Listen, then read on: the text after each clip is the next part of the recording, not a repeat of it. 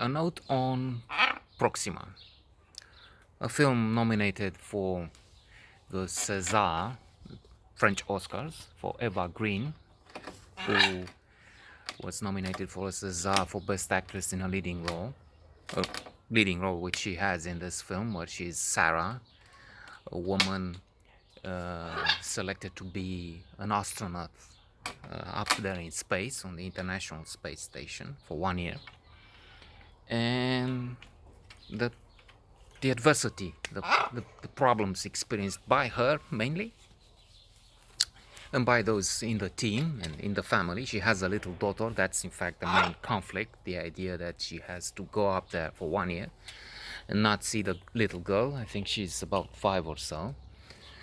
Um, Problems accentuated, if you will, by the fact that she's separated from her husband, and that adds to, as always, to the sense of alienation and other issues that children have in such cases.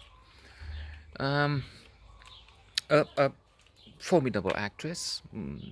I could see how daring she is. We could all see. I mean, if you saw the film Sleepers, she's going beyond the limit. She's been also in James Bond films, and this is a difficult role too. I noticed the psychologist. I'm sorry, I don't know the name of the actress, but she's been in Tony Erdmann, a phenomenal, one of the best in the last decades. Film, not here, not in this garden, but some kilometers from here, in our capital. There's Matt Dion, of course. Let's just mention something about Mary. And we have one of the best films ever made in which Matt Dion was present. He is Mike, the American. There's the French, a Russian, and an American cosmonaut taking part in this mission.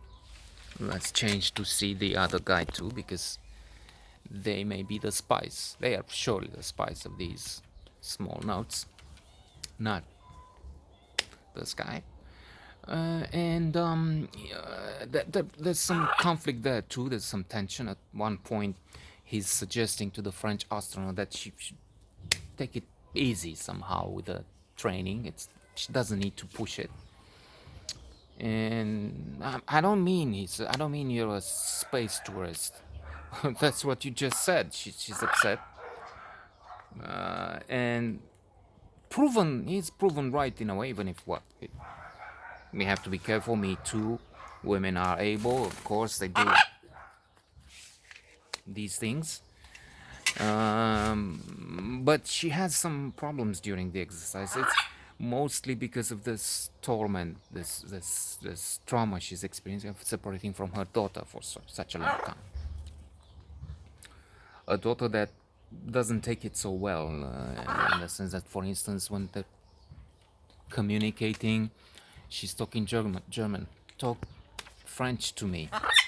Although Sarah speaks Russian, English, French, you name it, she's speaking it, it seems. And the girl would not. She's having some problems with this. And speaking of women astronauts, the Russians have some legends.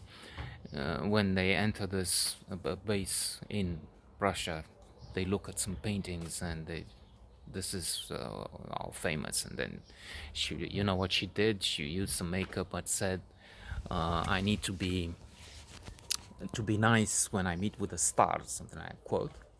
And on a side note, I was reading in The Economist that I think the first woman in space was the one who, in their Duma, the Congress, whatever, was the one to propose that Putin, the Almighty, the grandiose, the glorious, beloved leader, evidently, should be the one leading this new thing they have in Russia, arranged there in order to allow him to be forever the great leader.